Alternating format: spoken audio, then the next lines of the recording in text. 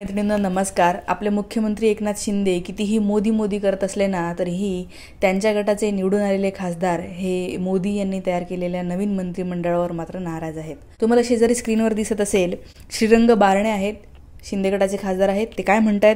ते असं म्हणतात, राष्ट्रीय लोकशाही आघाडीचा म्हणजेच रालोआ म्हणजेच NDA नॅशनल डेमोक्रेटिक अलायन्स ज्यांचं आता सरकार बनलेलं आहे, सगळ्यात जुना पक्ष असल्याने एक कॅबिनेट मंत्रीपद मिळावे अशी अपेक्षा होती.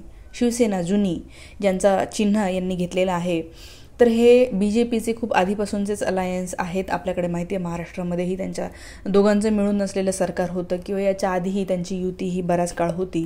त्यानंतर उद्धव ठाकरे आता त्यांच्या सोबत नाही आहेत. मात्र तसं पाहिलं तर शिवसेना हा सगळ्यात जुना पक्ष, जुना अलायन्स असल्यामुळे मंत्रिपद मिळावे अशी त्यांची अपेक्षा होती. पण शिवसेनेला केवळ एक राज्यमंत्रीपद आणि त्याचा शपथविधी ही 35व्या स्थानी ठेवला. तर यांचं असं म्हणणं आहे की कॅबिनेट मंत्रिपद तर मिळालंच नाही आणि शपथविधी पण काय तर खूप लांब, इतक्या सगळ्या लोकांचे झाल्याच्या नंतर आमचं शपथविधी घेतलं तर हेही त्यांच्या जिव्हारी लागलेलं आहे. आणि इथे येऊन जे आपले नरेंद्र मोदी म्हणत होते की नाही प्रचाराच्या दरम्यान की ही नकली शिवसेना आहे, ही असली शिवसेना आहे, उद्धव ठाकरेंना नकली पुत्र आहे, नकली सेना आहे, नकली चिन्ह आहे, एवढं नकली करून जी असली सेना होती त्यांचे 7 खासदार निवडून येऊनही तर श्रीरंग बारणे नाराज आहेत. आणि ते असं म्हणतात की इतर पक्षांना एक न्याय आणि आम्हाला वेगळा न्याय दिला. तर इतर पक्षांनी एक न्याय म्हणजे काय? आपल्याला माहिती आहे की शिवसेना शिंदे गटाचे 7 खासदार निवडून आलेले आहे या लोकसभेला. आता नरेंद्र मोदींच्या या मंत्रिमंडळामध्ये एकूण 71 मंत्र्यांनी शपथ घेतलेली आहे. या 71 पैकी काही पक्ष असे आहेत की ज्यांचा एकमेव म्हणजे एकच खासदार निवडून आलेला आहे आणि तरीही त्यांना कॅबिनेट मंत्रीपद मिळालेलं आहे.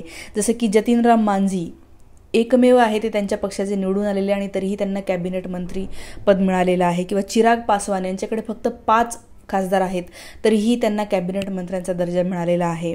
HD कुमारस्वामी यांच्याकडे फक्त 2 खासदार आहेत आणि तरीही ते कॅबिनेटमध्ये आहेत. मात्र ते असं म्हणतात की शिवसेना शिंदे गट 7 खासदार असून सुद्धा यांना कॅबिनेटमध्ये जागा नाही आहे, राज्यमंत्रीपद मिळालेलं आहे आणि त्यामुळे शिंदे गटामध्ये नाराजी आहे. असंही म्हणलं जात आहे की ते परत त्यांच्या जुन्या ह्याच्याकडे जातील, उद्धव ठाकरेंकडे जातील अशी ही चर्चा आहे. मध्येही ती चर्चा होती की उद्धव ठाकरे यांच्या संपर्कामध्ये अनेक लोक यांच्यापैकी आहेत ते यायची चर्चा आहे. आणि मला असं वाटतं की या लोकांना हे कळलं असेल की शिंदे यांच्यासोबत राहणं हे महाराष्ट्रातल्या जनतेला पटलेलं नाही आहे. आणि खरंच आहे, ते इतकी मोठी गद्दारी यांनी महाराष्ट्रासोबत केलेली आहे.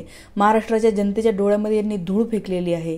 यांना विधानसभेमध्ये आणि हे गद्दार जर BJP सोबत राहिले ना तर महाराष्ट्राची जनता यांना विधानसभेत पण काहीही देणार नाही आहे, हे लक्षात घ्या. अजित पवारांनी पाहून घेतलं काय झालंय त्यांचं.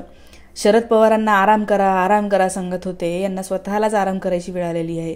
स्वतःच्या बायकोची सीट पण ते पराभूत होण्यापासून वाचवू शकलेले नाही आहेत. ही त्यांची हालत झालेली आहे. त्यांचा फक्त एक खासदार कसाबसा निवडून आलेला आहे, त्यांनी त्याचं नाक कापण्यापासून वाचवलेलं आहे असं आपण म्हणूया. पण आता अजित पवार आणि शिवसेनाचा शिंदे गट ह्या दोघांचीही उपयुक्तता BJPला राहिलेली नाही आहे असं दिसतंय. कुठेतरी जेव्हा फडणवीसांनी हे दोन्ही पक्ष फोडलेले होते तेव्हा त्यांना असं वाटलं असेल की आपल्याला फायदा होईल लोकसभेला या दोघांच्याही सोबत जाण्याने. मात्र भाजपला 2 अंकी आकडा सुद्धा गाठता आलेला नाही आहे. 10च्या आतच आपण त्यांना चित करून ठेवलेलं आहे आणि त्यामुळे भाजपलाही हे कळलं असेल की या दोघांची उपयुक्तता आपल्याला नाही आहे, विधानसभेमध्ये सुद्धा हे आपल्या फायद्याचे नाही आहे असंही कुठेतरी भाजपला वाटत असेल आणि म्हणून त्यांना केंद्रीय मंत्रिपद दिलं नसेल अशी चर्चा आहे. कारण की फडणवीस यांनी सांगितलं की मला याच्यातनं मुक्त करा. तर हे जे काही राजकारण चाललेलं आहे हे कुठे जात आहे हे काहीही सांगता येत नाही. मात्र हे लोक जर आजही BJP सोबत राहिले तर महाराष्ट्राची जनता यांना सोडणार नाही आणि यांना धडा नक्कीच दाखवणार आहे. आता ही सगळी नाराजी घेऊन हे लोक कुठे जाणार आहेत? अजित पवारांचं नेमकं काय होणार आहे? ते परत शरद पवारांसोबत जातील का? कारण शरद पवारांनी तर असं सांगितलेलं आहे की जे गद्दार होते त्यांना मी परत घेणार नाही आहे, कुणालाही आपल्याला परत घ्यायचं नाही आहे. कारण की त्यांनाही हे माहिती आहे की महाराष्ट्रातल्या जनतेला गद्दार लोक आवडलेले नाही आहे.